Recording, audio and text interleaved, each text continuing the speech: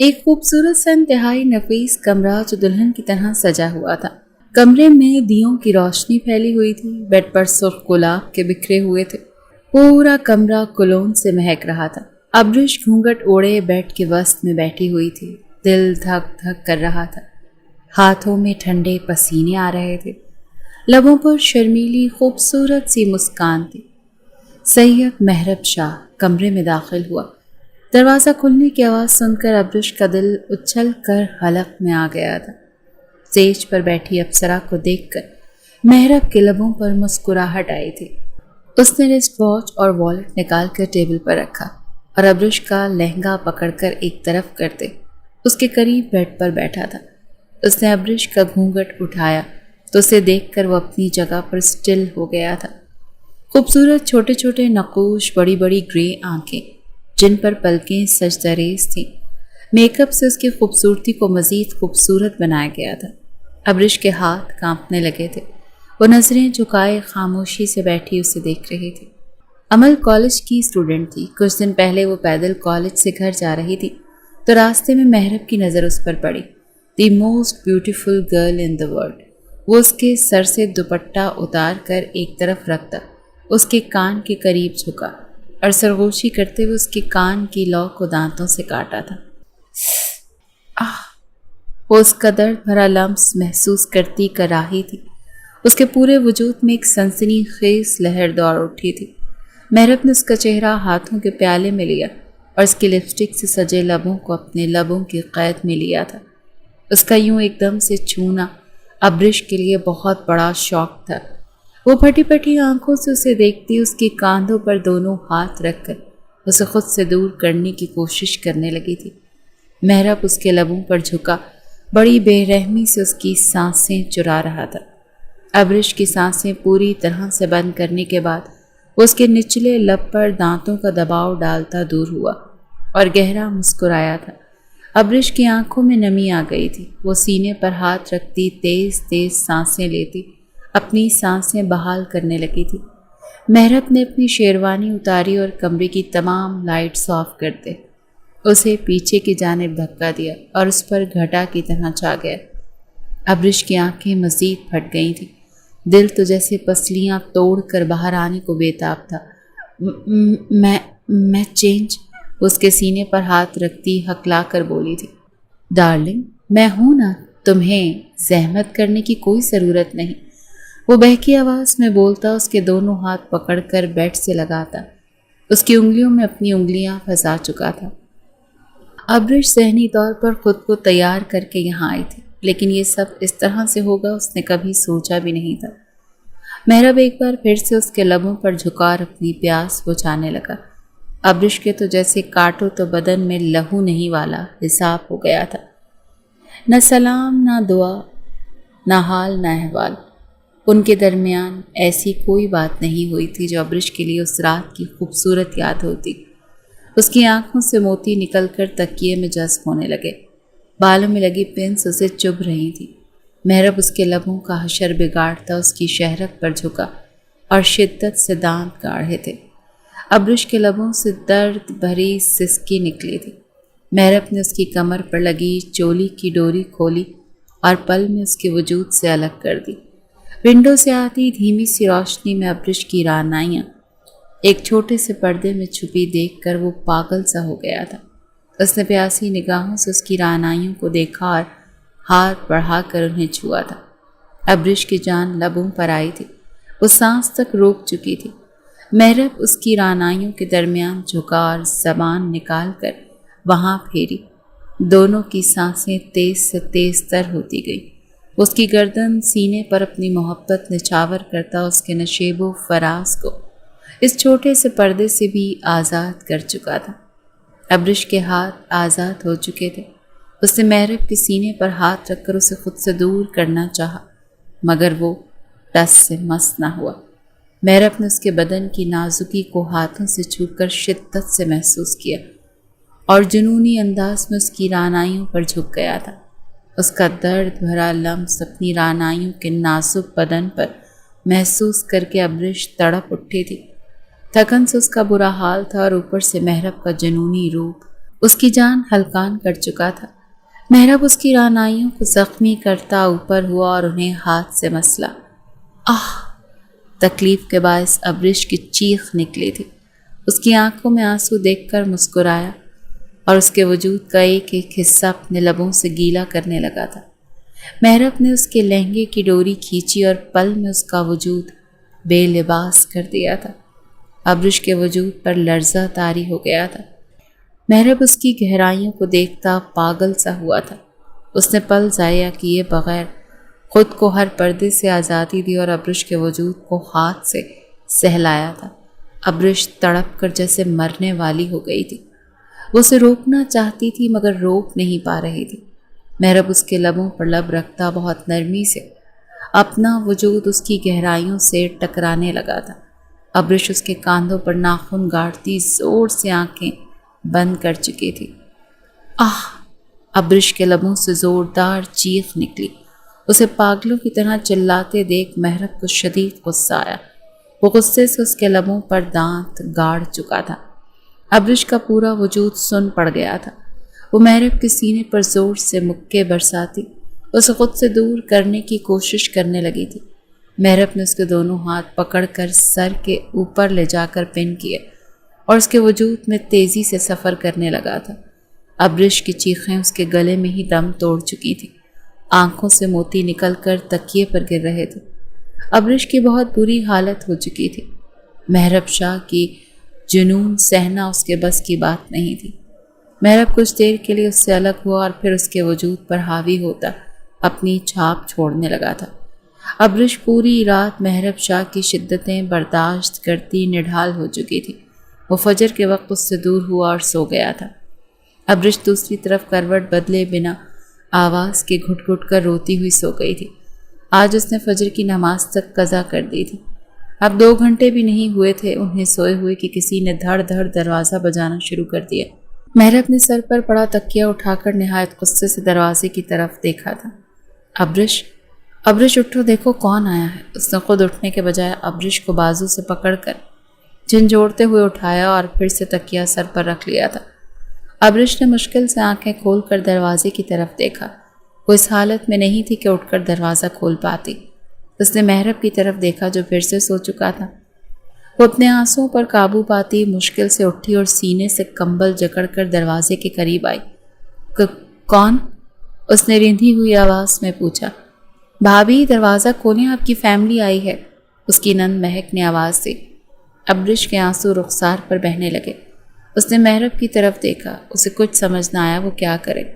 وہ جلدی سے بیٹھ کے قریب آئی۔ سنیں، اس نے محرب کا بازو پکڑ کر ہلایا۔ محرب نے سر سے تکیہ ہٹا کر نیند میں ڈوبی آنکھوں سے اسے دیکھا۔ وہ باہر آپ کی بہن کھڑی ہے، کہہ رہی ہے ڈور کھولیں۔ اس نے رندھی آواز میں مشکل سے بتایا تھا۔ یار اسے کہہ دو ابھی ہم سو رہے ہیں۔ محرب زچ ہوا تھا۔ میری فیملی آئی ہے باہر، اس لیے وہ باقاعدہ رونے والی ہو گئی تھی۔ اسے محرب سے عجیب سا خوف آ رہا تھا۔ محرب نے غصے بھری نگاہوں سے اسے دیکھا اور کمبل دور اچھال کر اٹھتے ہوئے الماری سے شرٹ نکال کر پہنی اور ایک گلابی رنگ کا جوڑا نکال کر بیڈ پر پھینکا تھا۔ اب کھڑی کیوں ہوں؟ اٹھاؤ اسے اور شاور لو جا کر، میں دیکھتا ہوں ان کو، وہ روب سے بولا۔ ابرش اس کے لہجے پر مزید گھبرا گئی۔ وہ کپڑے لے کر جلدی سے واش روم میں چلی گئی۔ دروازہ کھلنے سے پہلے محرب کی نظر کمرے میں بکھرے ابرش کے رات والے کپڑوں پر پڑی۔ وہ غصے سے آگے بڑھا اور انہیں اٹھا کر الماری میں ٹھونس کر دروازہ کھولا۔ ابرش کی بڑی بہن سمینہ اور بہنوئی آئے تھے۔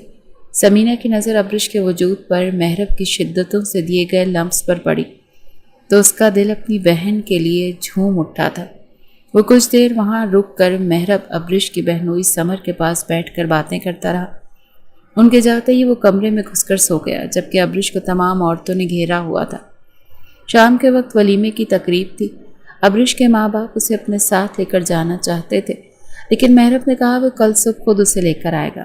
اس کی بات سن کر ابرش اپنی ماں کے گلے لگتی شدت سے رو پڑی تھی۔ وہ کمرے میں آئی، اس کی کمر میں بہت درد تھا۔ محرب اپنے دوستوں میں مصروف تھا۔ اس نے سکھ کا سانس لیا اور جلدی سے چینج کر کے سونے کے لیے لیٹ گئی تھی۔ کتنی دیر کروٹ بدلنے پر بھی اسے نیند نہ آئی۔ اس نے کیا کیا سوچا تھا اور ہوا کیا تھا اس کے ساتھ۔ اس کی اپنی ایک دنیا تھی۔ جیسے وہ اپنے ہم سفر کے ساتھ مل کر سجانا چاہتی تھی۔ وہ اسے اپنی بہت سی باتیں شیئر کرنا چاہتی تھی، کچھ اپنی سنانا چاہتی تھی، اپنی زندگی کے بہت سے ایسے لمحات جو اس کی زندگی میں خوشگوار تھے وہ انہیں اپنے محرم کے ساتھ شیئر کرنا چاہتی تھی۔ شادی کی پہلی رات وہ اپنے شوہر سے اپنے لیے محبت بھرے لفظ سننا چاہتی تھی، اس کی باہوں میں قید ہو کر سونا چاہتی تھی، لیکن ایسا کچھ نہ ہوا۔ اور تو اور محرم اسے رونمائی کا تحفہ تک نہیں دیا تھا۔ باہر تمام عورتوں نے اس سے رونمائی کے تحفے کے بارے میں پوچھا تو اس نے کہہ دیا پینڈنٹ ملا ہے مگر اسے پہننا یاد نہیں رہا۔ وہ بے چینی سے اٹھ کر بیٹھ گئی تھی۔ کمرے میں ایک طرف رکھے میز پر ڈھیر سارے گفٹس پڑے ہوئے تھے، انہیں دیکھ کر اس کے دل میں ایک بھوک سی اٹھتی تھی۔ اس نے سوچا تھا پہلی رات وہ اپنے شوہر کو خوب نخرے دکھائے گی اور پھر اپنے سارے گفٹ بیڈ پر پھیلا کر بیٹھ جائے گی۔ ابھی وہ انہی سوچوں میں گم تھی کہ محرم کمرے میں داخل ہوا۔ اسے سادہ سوٹ میں دیکھ کر وہ بیزار ہوا تھا۔ محرم کو اتنی جلدی کمرے میں آتے دیکھ وہ بوکھلا گئی تھی۔ وہ الماری کی طرف بڑھا اور اس میں سے نیٹ کی باریک ولگر نائٹی نکال کر اس کے قریب آیا۔ یہ پہن کر آؤ۔ اس نے ابرش کے ہاتھ میں نائٹی پکڑائی اور بیڈ کی دوسری طرف بیٹھ کر شوز اتارنے لگا تھا۔ وہ نائٹی کو دیکھتی مشکل سے اٹھی اور واش روم میں چلی گئی۔ شارٹ سلیو لیس باریک نائٹی میں اس کا پورا وجود صاف نظر آ رہا تھا۔ وہ مرر میں خود کو دیکھتی شرم سے پانی پانی ہو گئی تھی۔ وہ کتنی دیر بعد باہر نکلی، اسے دیکھتے ہی محرم پاگل سا ہوا تھا۔ اس نے بہکی نگاہوں سے اسے دیکھا اور انگلی سے قریب آنے کا اشارہ کیا۔ ابرش ہچکچاتی ہوئی ہتھیلیاں آپس میں رگڑتی آگے بڑھی اور بیڈ کے قریب آ کر رکی تھی۔ محرم نے اسے بازو سے پکڑ کر اپنے اوپر گرایا اور بڑی بے باکی سے اس کی کمر پر ہاتھ پھیرنے لگا۔ محرم، اس نے بمشکل محرم کا نام لیا تھا۔ اس وقت کوئی بات نہ کرو ابرش، صرف تم اور میں اور ہماری تنہائی، اور اس تنہائی میں ہماری بہکی سانسوں کا برپا کردہ شور۔ وہ اس کے لبوں پر اپنے لب رکھتا ہوا بولا تھا۔ ابرش زور سے آنکھیں بند کرتی، اس کی گستاخیاں اپنے لبوں پر برداشت کرنے لگی۔ محرم اس کے لبوں پر شدتیں برساتا اس کی بیوٹی بون پر دانت گاڑنے لگا تھا۔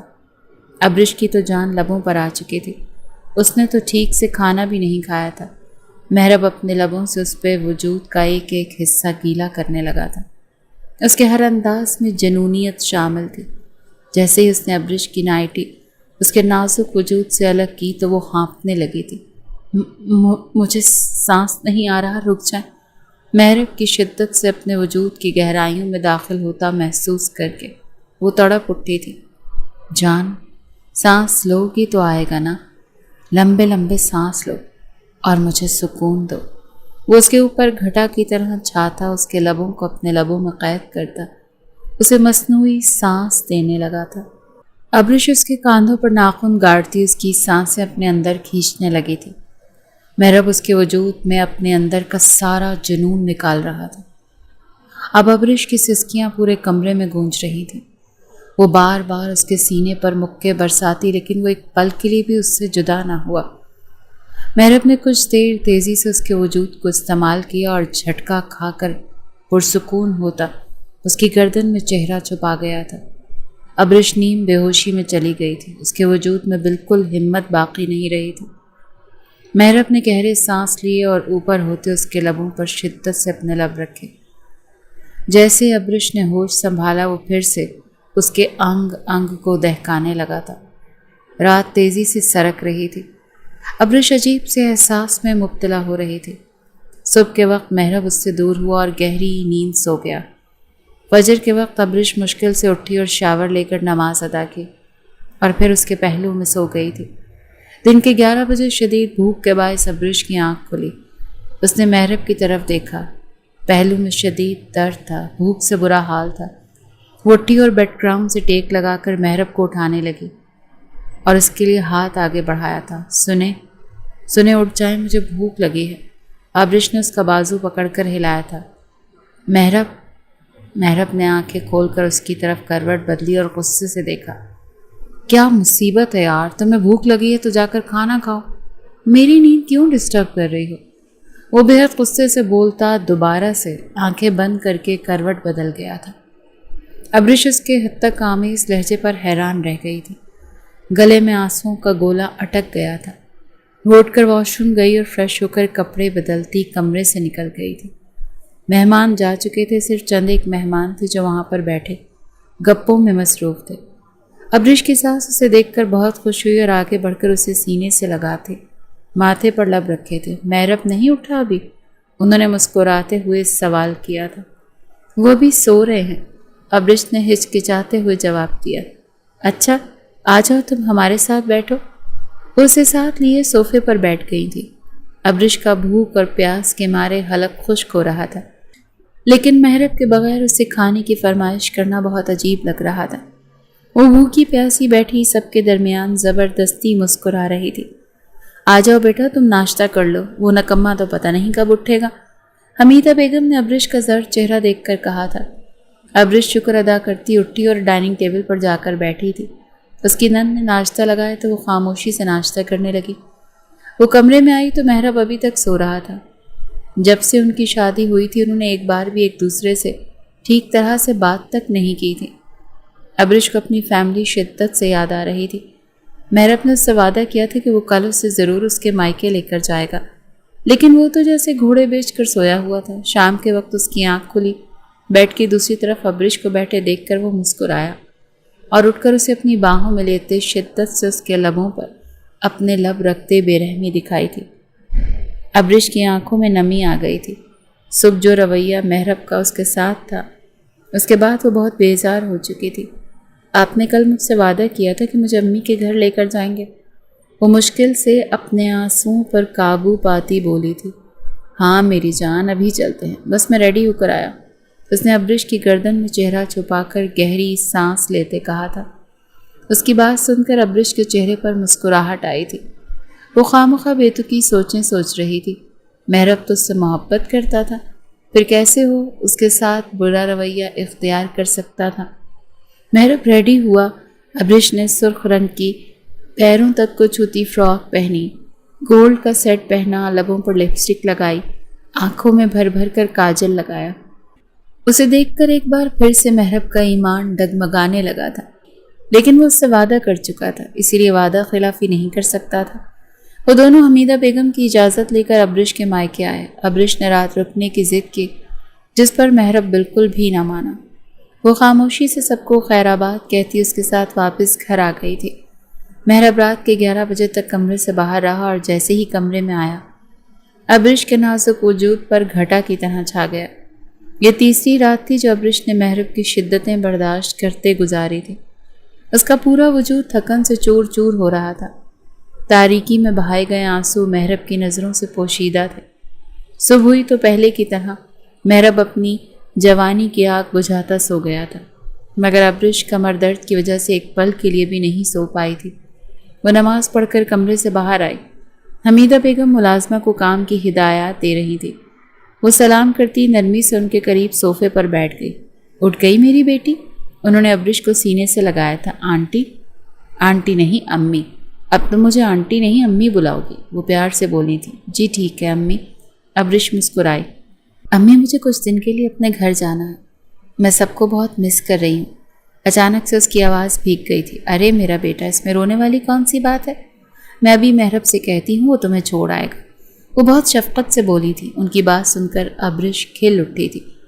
ابھی تو وہ سو رہے ہیں، جب اٹھیں گے نا تو پھر آپ ان سے کہیے گا مجھے امی کے گھر چھوڑیں، وہ اپنے آنسو صاف کرتی ہوئی بولی تھی۔ ابرش کا یوں محرب کے آرام کا خیال رکھنا حمیدہ بیگم کو بہت پسند آیا تھا۔ محرب نے آفس سے چند دن کے لیے بائیکاٹ کیا ہوا تھا، اس کا ارادہ کل سے واپس جانے کا تھا۔ ابرش روم میں آئی تو وہ شیشے کے سامنے کھڑا خود پر پرفیوم سپرے کر رہا تھا۔ اسے دیکھ کر ابرش کے چہرے پر خوبصورت سی مسکان آئی تھی۔ گڈ مارننگ مائی لو، محرب نے اس کا ہاتھ پکڑ کر اپنے قریب کیا اور اس کی کمر پر دونوں ہاتھ باندھ کر اسے اپنے قریب کرتے اس کی شہرت پر لب رکھے تھے۔ Good afternoon my dear husband, وہ اس کی شرٹ کے بٹن سے کھیلتی مسکرا کر بولی تھی۔ تم سوئی نہیں آج؟ ابرش کی آنکھوں میں گلابی پن دیکھ کر محرب نے پوچھا تھا۔ نماز پڑھنے کے بعد نیند ہی نہیں آئی۔ وہ اسے یہ نہ کہہ سکی کہ اس کی شدتوں کو سہتے سہتے اس کی کمر کے درد نے اسے سونے ہی نہیں دیا۔ او اچھا، تو میری پرنسس کو نیند نہیں آئی، چلو ایک اور راؤنڈ لگاتے ہیں، پھر دونوں مل کر نیند پوری کریں گے۔ वो बहकी निगाहों से उसे देखता उसके वजूद से दुपट्टा उतार कर दूर उछाल चुका था। अब्रिश की आंखें फट गई थीं। वो तो अम्मी के घर जाकर आराम करने का सोच रही थी और मेहरब एक बार फिर से उसे कड़े इम्तिहान में डालना चाहता था। अभी अभी तो आपने शावर लिया है फिर से? वो बौखलाई थी। मेहरब के लब मुस्कुराए उसने अब्रिश को कमर से पकड़कर ड्रेसिंग टेबल पर बिठा दिया था। मुझे अम्मी, वो भी इतना ही बोल पाई थी कि मेहरब ने उसके लबों पर अपने लब रखते कफल लगाया था। मेहरब के हाथ उसकी फ्रॉक की जिप पर फिसलते आहिस्ता आहिस्ता उसे खोल चुके थे। उसके लबों पर सितम ढाकर अलग हुआ और उसके कांधों से फ्रॉक नीचे सरकाते जुनून खेजियां रकम की थी। अब्रिश उसके कांधों पर नाखून गाड़ती तेज तेज सांसें ले रही थी। मेहरब ने फ्रॉक उसके नाजुक मखमली वजूद से जुदा की और उसकी कलाइयां पकड़कर ऊपर शीशे से लगाते उसकी उंगलियों में अपनी उंगलियां उलझाई थीं। उसकी रानाइयों पर झुका और इस छोटे से पर्दे को दांतों में जकड़कर ऊपर करते नाजुक हिस्से को दांतों से काटने लगा था। अब्रिश तकलीफ के बायस जोर से आंखें मीच चुकी थी। अब्रिश की सांसें सीने में अटक गई थीं। उसने तड़प कर मेहरब के कांधों पर नाखून गाड़े थे, उसकी आखिरी हदों को छूता। इससे पहले ही दरवाज़ा धड़ धड़ से बजने लगा था। बहकी सुर्ख निगाहों में गुस्से की लहर दौड़ी थी। कौन? उसने शदीद गुस्से से पूछा था। मेहरब, मैं हूँ। हमीदा की आवाज़ सुनकर उसने गहरा सांस लिया था। अब्रिश ने शुक्र का कलमा पढ़ा था, क्योंकि जिस हाल में मेहरब उसकी रगों में समाने वाला था, ऐसे में वो उसे शायद ही बर्दाश्त कर सकती। कपड़े ठीक करो, उसे अलग होता संजीदगी से बोला था। अब्रिश ने जल्दी से अपना हुलिया ठीक किया और उठकर बेड पर बैठ गई थी। मेहरब ने डोर खोला तो वो मुस्कुराती हुई अंदर दाखिल हुई थी। खुश रहो। मेहरब के चेहरे पर रौनक देखकर उनके दिल से दुआ निकली थी। आए बैठे। मेहरब ने उनका हाथ पकड़कर उन्हें अपने साथ बिठाया था। मेहरब, मैं बाद में बैठूंगी, पहले तुम अब्रिश को इसकी अम्मी के यहाँ छोड़कर आओ। उनकी बात पर अब्रिश का दिल धड़का था। क्यों? मेहरब के चेहरे पर नागवारी छाई थी। इसकी अम्मी की कॉल आई थी। 1-2 दिन के लिए वो अब्रिश को अपने पास रखना चाहती हैं। जाओ बेटा, इसे छोड़ आओ। उन्होंने अब्रिश का नाम नहीं लिया था। लेकिन अम्मी, मैं उनसे कह चुकी हूँ तुम अब्रिश को लेकर आ रहे हो। वो बात खत्म करके उठ गई। मेहरब, जो उसे देखकर बहक रहा था, अब शदीद गुस्से में आ गया था। उसने अब्रिश की तरफ देखा जो सर झुकाए बैठी हुई थी। अब उठ जाओगी या गोद में उठाकर ले चलो? वो तब कर बोला था। अब्रिश पहले तो सहम गई थी, फिर खुशी से झूम उठी। वो जल्दी से चेंज करके कपड़ों का बैग भरकर गाड़ी में आ बैठी थी। मेहरब ने उसे गेट पर उतारा और वहीं से वापस चला गया था। अब्रिश को उसका यूं चले जाना बहुत बुरा लगा था। वो ज़बरदस्ती मुस्कुराती घर में दाखिल हुई। उसकी बड़ी बहन समीना उसे देखकर खुशी से आगे बढ़ी और उसे गले से लगा लिया था। वो बारी बारी सबसे मिली थी। मेहरब नहीं आया? उसकी अम्मी ने सवाल किया। अब्रिश के चेहरे की मुस्कुराहट गायब हो गई थी। उन्हें ज़रूरी काम था, इसीलिए अंदर नहीं आए। वो ज़बरदस्ती मुस्कुराई थी। सब ने उसकी बात को सच मान लिया था। अब्रिश की अम्मी ने शाम के खाने में खूब एहतमाम किया था। अब्रिश ने बराए नाम ही चंद लुक़मे लगाए थे। वो जब से आई थी बहुत चुप चुप सी थी और उसकी ये खामोशी समीना ने शिद्दत से महसूस की थी। वो टेरेस पर झूले में बैठी गहरी सोचों में थी। समीना कब उसके पास आकर बैठी उसे कुछ पता ना चला। अब्रिश? समीना के पुकारने पर उसने चौंक कर उसे देखा था। क्या हुआ? तुम इतनी चुप चुप क्यों हो? समीना ने उसके हाथ पर हाथ रखा था। कुछ नहीं, उसने 2 लफ्ज़ी जवाब दिया था। कुछ तो हुआ है, वो फिर बोली। यार कुछ भी नहीं हुआ, वो बेजारी से बोली थी। जब से मेहरब उसे छोड़कर गया था वो एक पल के लिए भी सुकून की सांस नहीं ले पाई थी। अच्छा ये बताओ, मेहरब का रवैया कैसा है तुम्हारे साथ? बिल्कुल वैसा जैसा हर शौहर का अपनी बीवी के साथ होता है, वो बेबसी से बोली। क्या मतलब? आप ही? क्या औरत सिर्फ मर्द को खुश करने के लिए बनी है? उसकी अपनी कोई फीलिंग्स नहीं है? उसने तशवीश से पूछा था। तुम कहना क्या चाहती? खुलकर कहो। समीना परेशान हो गई थी। आप ही? मेहरब को बीवी नहीं, एक चलता फिरता मुजस्मा चाहिए जिसे वो हर तरह से इस्तेमाल करें। 3 रातें गुजरी हैं, میں نے ان کے ساتھ ان 3 راتوں میں ایک بار بھی ٹھیک سے بات تک نہیں کی۔ بس کمرے میں آتے ہیں، اپنا کام پورا کرتے ہیں اور سو جاتے ہیں۔ وہ پھٹ پڑی تھی۔ بس اتنی سی بات؟ خواہ تم نے مجھے پریشان کر دیا تھا۔ وہ مسکرا کر بولی، آپ کو یہ اتنی سی بات لگتی ہے آپ ہی؟ اس انسان نے ایک پل کے لیے بھی مجھے آرام سے سونے نہیں دیا۔ پوری رات وہ مجھے پاگلوں کی طرح استعمال کرتا ہے اور صبح ہوتے ہی میری طرف پیٹ کر کے سو جاتا ہے۔ مجھے کتنی تکلیف ہوتی ہے آپ سوچ بھی نہیں سکتی۔ میری کمر میں اتنا درد ہے کہ مجھ سے ٹھیک سے بیٹھا بھی نہیں جا رہا، اور آپ کہتی ہیں یہ اتنی سی بات ہے۔ وہ اپنے اندر کا سارا غبار نکال چکی تھی۔ تو میری جان، سبھی مرد ایسا کرتے ہیں۔ آہستہ آہستہ تم ان سب کی عادی ہو جاؤ گی، پھر تم ہی اسے اپنے پاس بلایا کرو گی۔ وہ ابھی بھی اسے سیریس نہیں لے رہی تھی۔ آپ نہیں سمجھ رہی یار، میں بھی کہاں سر مار رہی ہوں، وہ غصے سے بولی تھی۔ نیچے گیٹ پر ہارن کی آواز گونجی تو سمینہ نے اٹھ کر دیکھا تھا۔ لو جی، آ گئے تمہارے شوہر۔ سمینہ کی بات سن کر ابرش کا دل کیا رونا شروع کر دے۔ آپ نیچے جائیں اور کہہ دیں میں سو رہی ہوں۔ وہ عجلت میں بولی، کیا بکواس کر رہی ہو؟ چلو میرے ساتھ نیچے۔ سمینہ نے اسے ڈپٹا تھا۔ میں نہیں جا رہی، میں کچھ دن ادھر ہی رکوں گی۔ مجھ سے برداشت نہیں ہوتا، میں کیا کروں؟ میری نیند پوری نہیں ہو رہی، سر میں ہر وقت درد رہتا ہے۔ وہ بے بسی کی انتہا پر تھی۔ سمینہ نے افسوس بھری نگاہوں سے اسے دیکھا اور نیچے چلی گئی تھی۔ ابرش روم میں جا کر جلدی سے لیٹ گئی تھی۔ ابرش، اس نے امی نے کمرے میں داخل ہوتے اسے آواز دی۔ ابرش اٹھو، مہرب آیا ہے تمہیں لینے۔ انہوں نے اس کا بازو ہلایا تھا۔ امی، میں کچھ دن رکنے کے لیے آئی ہوں۔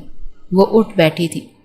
نہ لڑکی، ابھی تمہاری نئی شادی ہوئی ہے، لڑکیاں اپنے گھر میں ہی اچھی لگتی ہیں۔ اٹھو، شاباش، شوہر کو زیادہ انتظار نہیں کرواتے۔ وہ اسے صاف انکار کرتی اٹھ کر چلی گئی تھی۔ ابرش کی آنکھیں بھیگنے لگی تھیں۔ وہ غصے سے اٹھی اور اپنا بیگ اٹھا کر نیچے آئی۔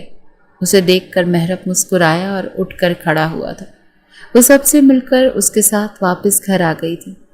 وہ چینج کرتی جیسے ہی بیڈ پر آئی، مہرب نے اسے اپنے قبضے میں لے لیا تھا۔ وہ پوری رات اس کی شدتوں سے ہلکان ہوتی سو گئی تھی۔ آج اس نے نماز بھی نہیں پڑھی تھی۔ مہرب 7 بجے آفس جانے کے لیے اٹھا اور اس کی طرف دیکھا جو اسی ہولیے میں گہری نیند سو رہی تھی۔ اس نے نرمی سے اس کے وجود سے کمبل ہٹایا اور غور سے اس کا جائزہ لیا تھا۔ پورے وجود میں ہلچل سی مچ گئی تھی۔ وہ اس کے اوپر آیا اور ایک بار پھر اس کی گہرائیوں میں شدت سے داخل ہوا تھا۔ تھکن کی وجہ سے ابرش گہری نیند میں تھی۔ مہرب کی بے رحمی پر وہ تڑپ کر نیند سے جاگی تھی۔ مہرب سرخ نگاہوں سے اس کی آنکھوں میں دیکھتا مسکرایا اور اس کے وجود میں سفر کرنے لگا تھا۔ ابرش بیڈ کی چادر پر پکڑ مضبوط کر چکی تھی۔ مہرب اس کی رعنائیوں کو بری طرح سے کاٹ رہا تھا۔ وہ سسک رہی تھی۔ وہ سے الگ ہوا اور اٹھ کر واش روم میں چلا گیا تھا۔ ابرش بنا آواز کے شدت سے رو پڑی تھی۔ ناشتے کے بعد وہ کمرے میں آئی اور سو گئی تھی۔ شام کو اس کی نند کمرے میں آئی اور اسے جگایا تھا۔ ابرش کی طبیعت خراب ہو گئی تھی۔ وہ چینج کر کے پھر سے سو گئی تھی۔ مہرب گھر آیا، اسے کمرے میں دیکھ کر اس کے اندر کا مرد جاگ اٹھا تھا، لیکن بھوک نے برا حال کیا ہوا تھا۔ وہ شاور لے کر بنا اسے جگائے کمرے سے نکل گیا تھا۔ کھانا کھا کر وہ کمرے میں آیا اور اس کے ساتھ لیٹا۔ اس نے ابرش کی کمر میں ہاتھ ڈال کر اسے اپنے قریب کیا اور اس کے لبوں پر لب رکھے تھے۔ اس کے چھوتے ہی ابرش کی آنکھ کھلی۔ اس نے مہرب کی آنکھوں میں دیکھا جو اس کا موڈ بنانے کی کوشش کر رہا تھا۔ ابرش نے گہرا سانس لیا اور اسے خود سے دور کرنے کی کوشش کی تھی۔ رکے مہرب، میری طبیعت ٹھیک نہیں۔ مہرب کے ہاتھوں کی بے باک گستاخیاں برداشت کرتے وہ بولی تھی، میری باہوں میں سما کر تمہاری طبیعت ایک دم ٹھیک ہو جائے گی۔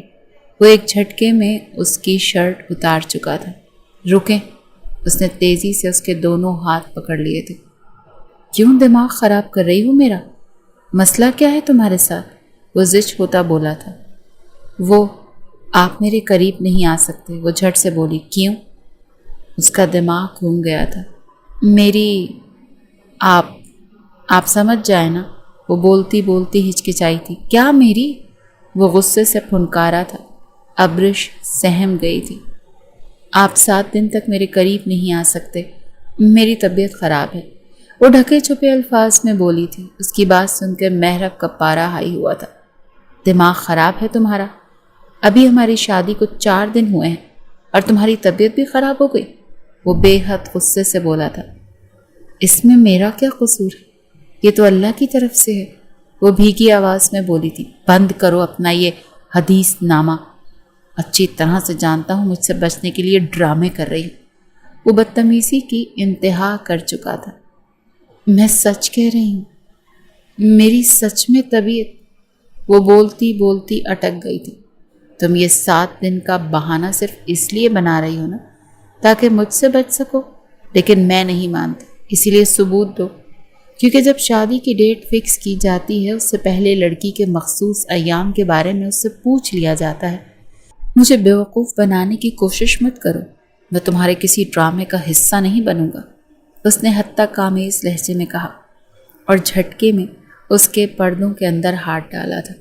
ابرش کی آنکھیں بھیگ گئی تھیں۔ محرب اس کے وجود سے نکلتا لاوا محسوس کر کے مزید آگ بگولا ہوا تھا۔ وہ تیش سے اسے دیکھتا الگ ہوا تھا جیسے کہ وہ کوئی اچھوت ہو۔ ابرش کے آنسو بہنے لگے تھے۔ وہ اٹھ کر بیٹھی اور اس کے کاندھے پر ہاتھ رکھا تھا۔ مجھ سے کسی نے نہیں پوچھا تھا ڈیٹ فکس۔ اس کی بات پوری بھی نہیں ہوئی تھی کہ محرب اس کے کاندھے سے پکڑ کر زور کا دھکا دیا تھا۔ ابرش سر کے بل فرش پر گری تھی۔ دفع ہو جاؤ میری نظروں کے سامنے سے، وہ تیش سے پھنکارا تھا۔ ابرش کا سر بری طرح سے فرش پر لگا تھا۔ اس کی آنکھوں کے سامنے اندھیرا چھا گیا تھا۔ وہ شدت سے گریے سے روتی ہوئی اٹھی اور گرتی پڑتی واش روم میں جا کر لبوں پر ہاتھ جمائے شدت سے رونے لگی تھی۔ وہ پوری رات واش روم میں بیٹھ کر روتی رہی۔ اس دن کے بعد ابرش نے مسکرانا چھوڑ دیا تھا۔ محرب کے کمرے میں داخل ہوتے ہی وہ صوفے پر لیٹ کر سو جاتی تھی، لیکن جیسے اس نے غسل کیا محرب پھر سے اس پر پہاڑ بن کر ٹوٹا تھا۔ دن گزرنے لگے تھے، راتیں امتحان بن جاتی تھیں۔ اس کی شادی کو 1 مہینے سے زیادہ کا وقت ہو گیا تھا۔ محرب پوری رات اسے سونے نہیں دیتا تھا اور صبح اٹھتے ہی پھر سے شروع ہو جاتا تھا۔ ابرش کی رنگت پیلی پڑنے لگی تھی۔ وہ دن بدن کمزور ہوتی جا رہی تھی۔ محرب نے کبھی پیار محبت کے 2 لفظ اس سے نہیں بولے تھے، صرف اپنا مطلب پورا کرتا تھا۔ شام کے کھانے پر سب بیٹھے ہوئے تھے۔ ابرش کی صحت دیکھ کر حمیدہ بیگم کو بہت حیرانی ہوئی تھی۔ ابرش بچے، انہوں نے فکر مندی سے اسے پکارا۔ جی امی، اس نے فوراً جواب دیا تھا۔ تمہاری رنگت اتنی زرد کیوں پڑ گئی ہے؟ اوپر سے تم دن بدن کمزور ہوتی جا رہی، کیا بات ہے؟ ان کے سوال محرب نے چونک کر ابرش کو دیکھا۔ اس نے کبھی اس کی حالت پر غور ہی نہیں کیا تھا۔ پتہ نہیں ایسا کیوں ہو رہا ہے، وہ دھیمی آواز میں بولی تھی۔ محرب صبح ابرش کو ڈاکٹر کے ہاں لے جانا، ہو سکتا ہے اللہ پاک نے ہمیں پوتی یا پوتے کی کوئی خوشی نواز دی ہو، حمیدہ بیگم نے ایک امید کے ساتھ کہا تھا۔ ان کی بات پر ابرش نے ایک جھٹکے میں حمیدہ بیگم کو دیکھا تھا۔ اس کی آنکھوں میں چمک، چہرے پر شرمیلی سی مسکان آئی تھی اور محرب اس کے چہرے پر شدید ناگواری چھائی تھی۔ اس نے قہر برساتی نگاہوں سے ابرش کو دیکھا اور چمچ پلیٹ میں پٹک کر اٹھ گیا تھا۔ محرب کے رد عمل پر سب نے حیرت سے اسے جاتے ہوئے دیکھا تھا۔ ابرش کے چہرے پر آئے رنگ پل میں غائب ہو گئے تھے۔ ابرش بمشکل چند نوالے لے کر اٹھ گئی تھی۔ حمیدہ بیگم اسے گھر کا کوئی کام نہیں کرنے دیتی تھی، لیکن جسمانی آرام کے ساتھ ساتھ اسے ذہنی سکون کی بھی ضرورت تھی، جو اسے ایک پل کے لیے بھی نصیب نہیں ہو رہا تھا۔ آپ اس طرح سے اٹھ کر کیوں آئے ہیں؟ ابرش نے آج پہلی بار سوال کیا تھا۔ میرا دماغ خراب کرنے کی ضرورت نہیں ہے۔ تم امی کو بتا نہیں سکتی تھی کہ ابھی ہمارا بچہ پیدا کرنے کا کوئی ارادہ نہیں؟ ہماری شادی کو دن ہی کتنے ہوئے ہیں، ابھی تو میں ٹھیک سے انجوائے بھی نہیں کر پایا اور تمہیں بچوں کی پڑ گئی ہے، وہ دبی دبی آواز میں غرایا تھا۔ ابرش سکتے کی حالت میں کھڑی اسے دیکھتی رہ گئی۔ پچھلے ماہ اس کے ایام بھی نہیں آئے تھے، جس پر وہ پہلے تو حیرت زدہ ہوئی اور اب خوش تھی کہ ہو سکتا ہے وہ پریگننٹ ہو، لیکن محرب کی باتوں نے اسے کہیں کا نہیں چھوڑا تھا۔ میں نے ہنی مون کے لیے ترکی کے ٹکٹس کروا لی ہیں، پرسوں ہماری فلائٹ ہے، اور پلیز اب یہ بچوں کے چکروں میں پڑنے کی ضرورت نہیں ہے، خواہ مخواہ میرا دل خراب ہوگا تم سے۔ وہ اس کا بازو پکڑ کر اسے اپنے لیپ پر بٹھاتا بولا تھا۔ ابرش کی زبان حلق سے چپک گئی تھی۔ رات کی تاریکی بھی جو ستم اس کے نازک وجود پر ڈھائے جاتے تھے، اس کا خراج بھی تو وصولنا تھا۔ وہ دونوں ترکی ہنی مون پر آئے۔ ابرش بالکل خاموش ہو چکی تھی۔ طبیعت زیادہ خراب ہو گئی تھی۔ ابکائیاں تھیں کہ اس کی جان ہلکان کر رہی تھیں۔ وہ واش بیسن پر جھکی ابکائیاں کر رہی تھی۔ اس کی رنگت لٹھے کی مانند سفید پڑ چکی تھی۔ پورا بدن تھر تھر کانپ رہا تھا۔ وہ منہ دھو کر دیوار کا سہارا لیتی باہر آئی تھی۔ مجھے کسی ڈاکٹر کے پاس لے جائیں پلیز، وہ دوپٹے سے چہرہ صاف کرتی بولی تھی۔ کیوں؟ کیا ہوا؟ سامنے بیٹھا انسان بڑی بیزاری سے بولا تھا۔ مجھے چکر آ رہے ہیں، سر بہت بھاری ہو رہا ہے، اوپر سے وومٹنگ نہیں رک رہی، وہ مشکل سے بولی تھی۔ اب اتنی سی بات کے لیے میں تمہیں ڈاکٹر کے پاس لے جاتا پھر، وہ تیش سے بولا تھا۔ مجھے لگتا ہے میں پریگننٹ ہوں، بس کنفرم کرنا ہے، وہ بے بسی سے بولی تھی۔ اس کی بات سن کر سامنے بیٹھے انسان کا دماغ گھوم گیا تھا۔ اس نے بنا سوچے سمجھے ایک زوردار لات ابرش کے پیٹ میں دے ماری تھی۔ لو ہو گیا قصہ تمام، نہ رہے گا بانس نہ بجے گی بانسری۔ جب ایک بار کہہ دیا تھا کہ مجھے ابھی بچے نہیں پالنے تو تمہیں سمجھ کیوں نہیں آیا، وہ تیش کے عالم میں چلایا تھا۔ ابرش پیٹ پر دونوں ہاتھ رکھتی نیچے بیٹھ گئی تھی۔ لبوں سے دل خراش چیخ نکلی تھی۔ وہ درد سے دوہری ہوتی فرش پر لیٹ گئی تھی۔ اس کی حالت دیکھ محرب شاکڈ ہوا تھا۔ وہ اٹھا اور تیزی سے اس کے قریب آیا تھا۔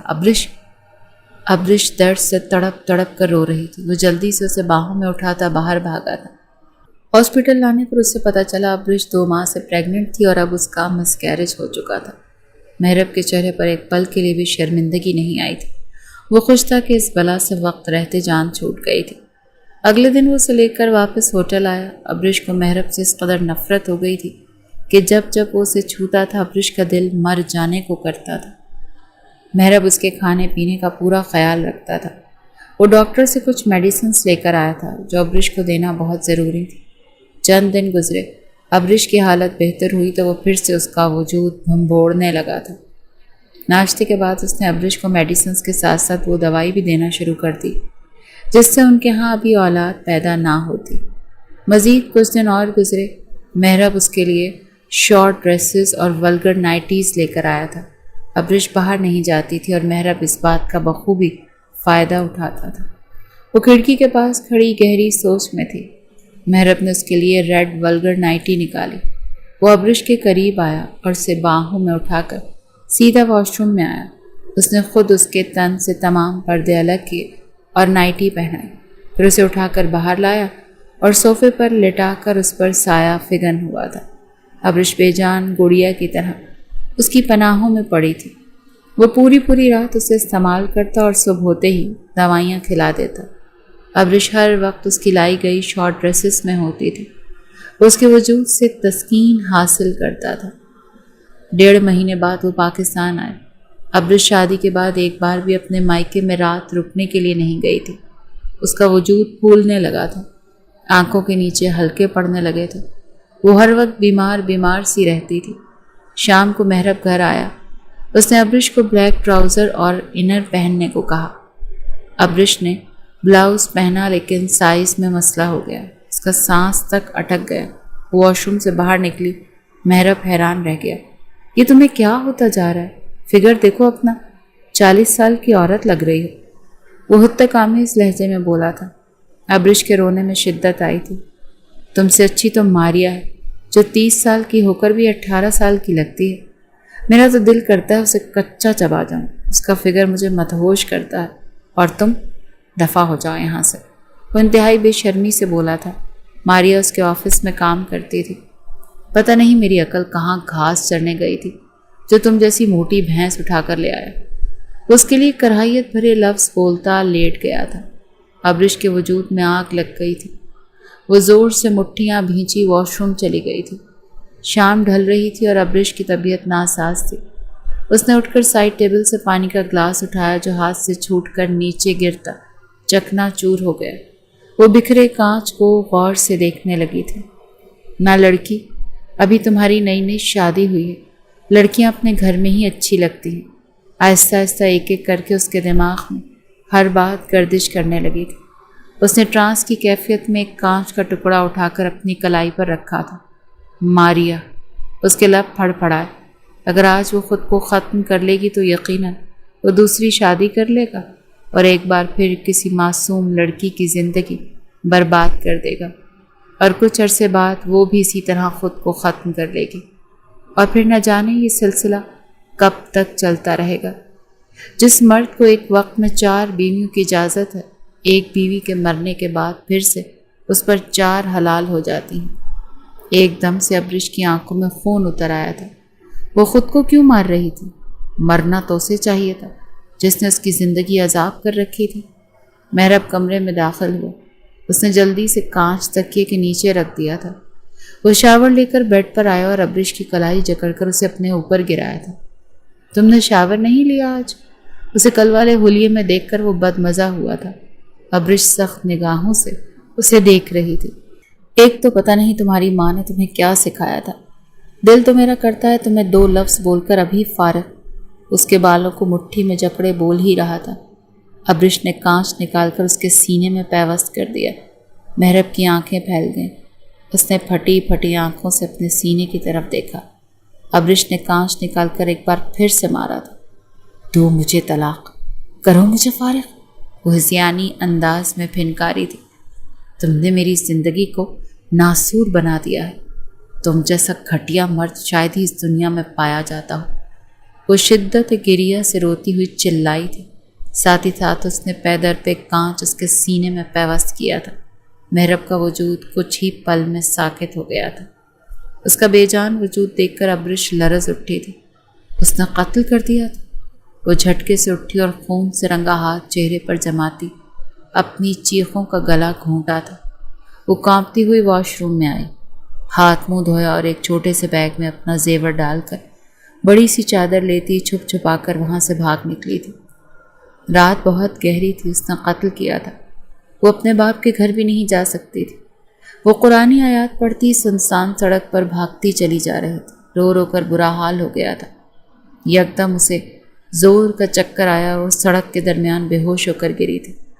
رات جب ابرش گھر سے بھاگی، اس کے بعد گھر میں چور داخل ہو گئے تھے جنہوں نے سب کچھ لوٹ لیا تھا۔ جیسے ہی وہ محرب کے کمرے میں داخل ہوئے، لاش دیکھ کر وہاں سے بھاگ نکلے تھے۔ محرب کی میت لاؤنج میں پڑی ہوئی تھی۔ حمیدہ بیگم، سلمہ، سمینہ، نسیم بیگم، سب کا رو رو کر برا حال تھا۔ سب کو جو بات سمجھ آئی تھی وہ یہ تھی کہ چور نے محرب کا قتل کر کے ابرش کو اٹھا کر لے گئے تھے۔ اس گھر کا اکلوتا وارث اس دنیا سے چلا گیا۔ نسیم تو بیٹی کی گمشدگی پر بے ہوش ہی ہو گئی تھی۔ شام کو تدفین کے بعد سب لوگ چلے گئے سوائے ابرش کی فیملی کے۔ ابرش کی آنکھ کھلی تو وہ ایک نہایت ہی سادہ مگر صاف ستھرے کمرے میں تھی۔ وہ گھبرا کر اٹھی۔ اتنے میں ایک خاتون اندر داخل ہوئی۔ لیٹی رہو بیٹا، وہ خاتون اپنائیت سے بولی تھی۔ میں کہاں ہوں؟ یہ کون سی جگہ ہے؟ ابرش کو لگا وہ پکڑی گئی ہے۔ یہ دارالامان ہے بیٹا، ڈرنے کی کوئی ضرورت نہیں، تم یہاں پر بالکل محفوظ ہو۔ خاتون نے اسے یقین دلایا۔ اس کے قریب کرسی پر بیٹھی اور ابرش سے اس کا نام پوچھا۔ پھر آہستہ آہستہ ابرش نے اپنا ایک اذیت ناک لمحہ اس عورت کو بتا دیا۔ صرف اس نے یہ نہیں بتایا کہ وہ اپنے شوہر کا قتل کر کے فرار ہوئی ہے۔ وہ عورت اس کے لفظوں پر یقین کر چکی تھی، کیونکہ جو قیامت ابرش پر گزری تھی وہ اس کے چہرے پر رقم تھی۔ کچھ دن تک ابرش سکتے میں رہی، لیکن پھر اس نے پڑھائی شروع کی، جو شادی کے بعد وہ پڑھنے کا ارادہ رکھتی تھی۔ دارالامان میں رہ کر وہ خود کو اس قابل بنانا چاہتی تھی کہ زندگی میں پھر کبھی اسے کسی کے بھی سامنے جھکنا نہ پڑے۔ دن مہینوں میں اور مہینے سالوں میں بدل گئے۔ جس خاتون کا یہ دارالامان تھا وہ انتقال کر گئی تھی اور ان کی جگہ ابرش کو دی گئی، کیونکہ ابرش ہی ایسی لڑکی تھی جو اسے چلا سکتی تھی۔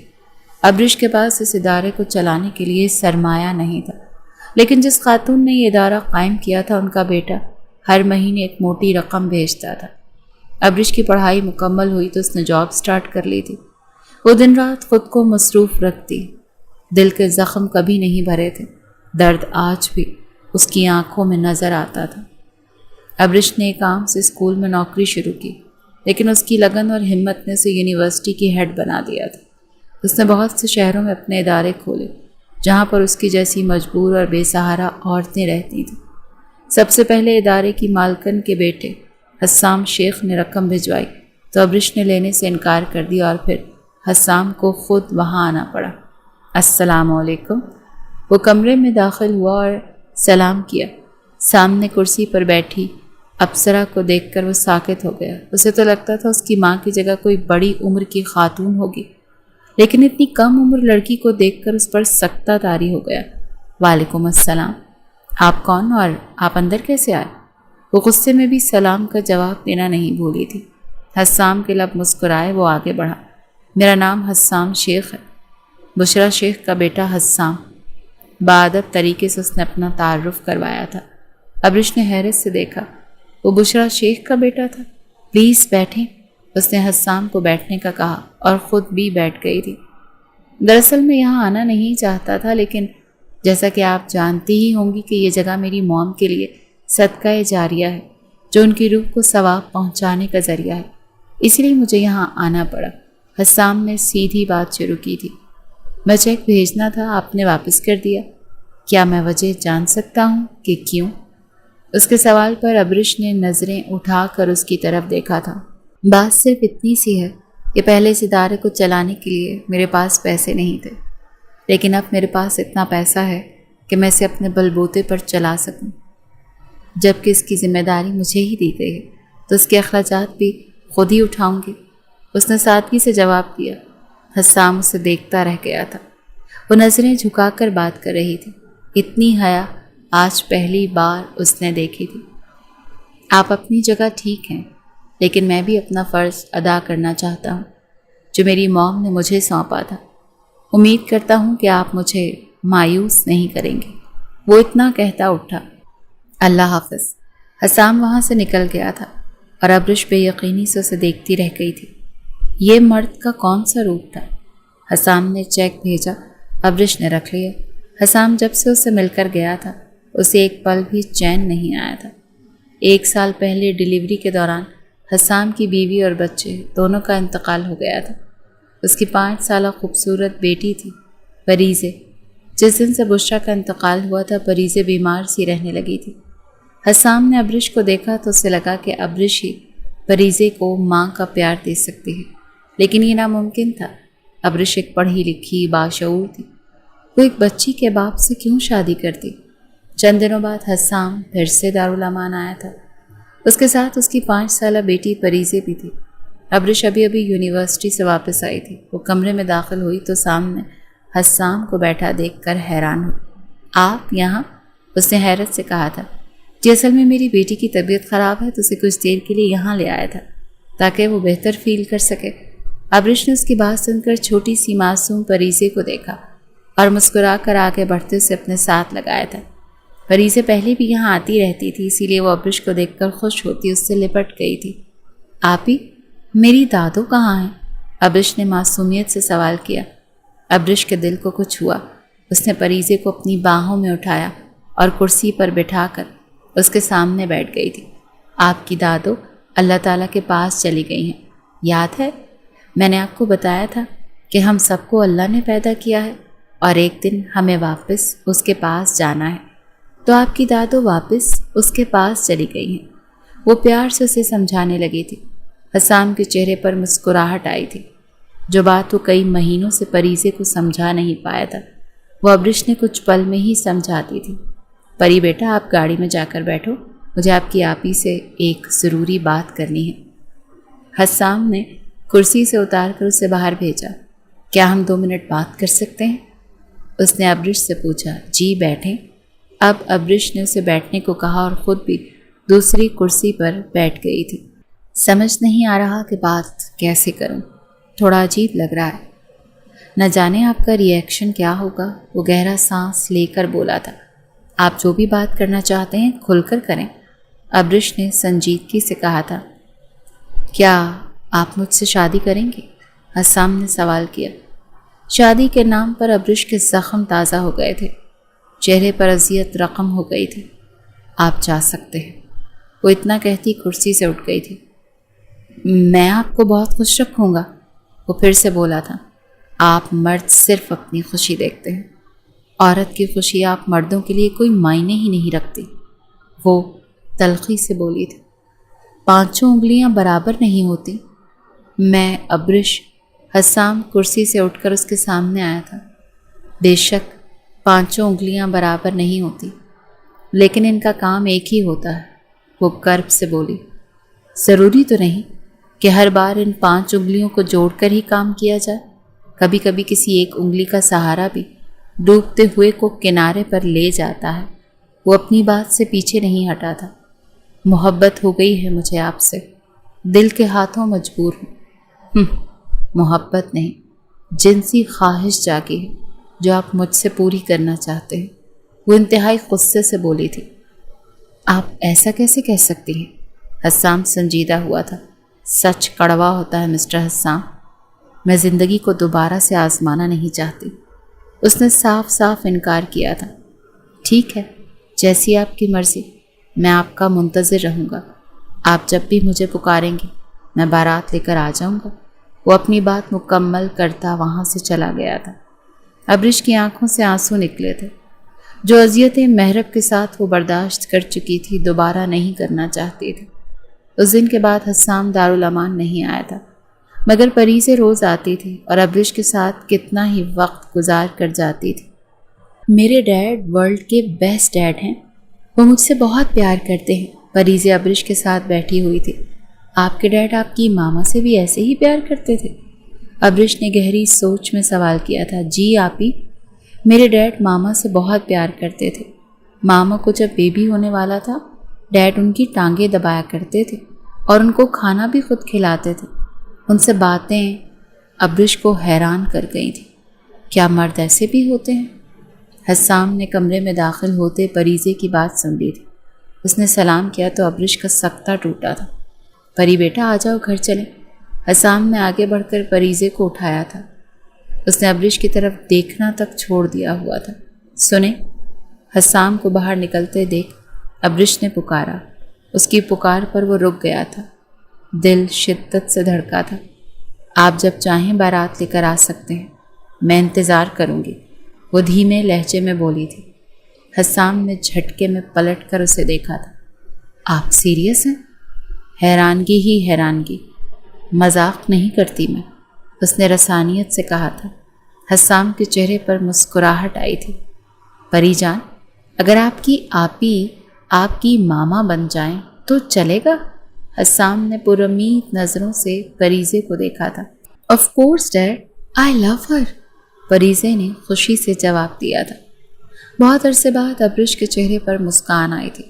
شام کے وقت بہت سادگی سے ان کا نکاح ہوا اور وہ ابرش سے ابرش حسام شیخ بن گئی تھی۔ وہ سمپل سے سرخ جوڑے میں اس کے بیڈ پر بیٹھی ہوئی تھی۔ پریزے بیڈ پر دوسری طرف سو رہی تھی۔ حسام کمرے میں آیا۔ ابرش کو دیکھ کر وہ مسکرایا اور آگے بڑھ کر پریزے کا سر چوم کر اسے اٹھایا۔ وہ پریزے کو اس کے کمرے میں سلا کر واپس کمرے میں آیا۔ ابرش بہت زیادہ نروس ہو گئی تھی۔ دل میں عجیب و غریب خیالات آ رہے تھے۔ حسام اس کے قریب بیٹھا اور اس کے دونوں ہاتھ اپنے ہاتھوں میں لیے۔ بہت خوبصورت ہیں آپ، اس نے ابرش کے ہاتھ اپنے لبوں سے لگائے۔ ابرش نے بے یقینی سے اسے دیکھنے لگی تھی۔ میں اپنی پہلی بیوی سے بہت محبت کرتا ہوں، اس کی جگہ کوئی نہیں لے سکتی، لیکن حسام کی بات نے ابرش کو آسمان سے زمین پر لاپٹ کھاتا۔ آپ میری زندگی میں آئیں، اسے میں اوپر والے کا کرم سمجھوں یا کوئی معجزہ؟ مریم کے بعد آپ پہلی عورت ہیں جنہوں نے اس دل کو دھڑکایا ہے۔ جب سے میں نے آپ کو دیکھا ہے، دل میرے قابو میں ہی نہیں رہا۔ وہ اس کے ہاتھوں پر نظریں جمائے بول رہا تھا اور ابرش نم نگاہوں سے اسے دیکھ رہی تھی۔ میں آپ سے وعدہ کرتا ہوں کبھی آپ کو تکلیف نہیں دوں گا۔ میں آپ کا شوہر بننے سے پہلے آپ کا دوست بننا پسند کروں گا، جس سے آپ اپنے دل کی ہر بات کر سکیں۔ ہمارے درمیان کوئی راز نہ ہو، ہم دونوں ایک دوسرے کے لیے کھلی کتاب بن جائیں۔ آپ مجھے اور میری بیٹی کو اپنی زندگی بنا لیں، میں آپ کو اپنی پوری کائنات بنا لوں گا۔ اس نے ابرش کی آنکھوں میں دیکھا۔ ابرش شدت سے رو پڑی تھی۔ حسام نے اس کا سر اپنے کاندھے سے لگا کر اس کے سر پر لب رکھے تھے۔ وہ رو کر اس سے الگ ہوئی۔ حسام نے اس کے آنسو اپنے لبوں سے چنے تھے۔ ابرش کے وجود پر لرزہ طاری ہوا تھا۔ آپ چینج کر لیں؟ حسام کے کہنے پر ابرش اٹھی اور کپڑے لے کر واش روم میں چلی گئی۔ وہ فریش ہو کر واپس کمرے میں آئی تو ٹیبل پر کھانا دیکھ کر حیران ہوئی۔ انہوں نے مل کر کھانا کھایا۔ اس کے بعد حسام اس کا ہاتھ تھام کر بیڈ پر آیا اور ایک خوبصورت سی رنگ نکال کر اس کی انگلی میں پہنائی۔ ابرش کے لب مسکرائے وقت نے اس کے زخموں پر مرہم رکھ دیا تھا۔ حسام نے کمرے کی لائٹس آف کی اور اسے باہوں میں بھر کر لیٹ گیا۔ ابرش نے اپنے بارے میں اسے ایک ایک بات بتائی تھی۔ وہ جھوٹ کی بنیاد پر اپنی زندگی شروع نہیں کرنا چاہتی تھی۔ حسام نے اسے زندگی بھر خوش رکھنے کا وعدہ کیا اور پھر آہستہ آہستہ اس کے وجود میں اترنے لگا تھا۔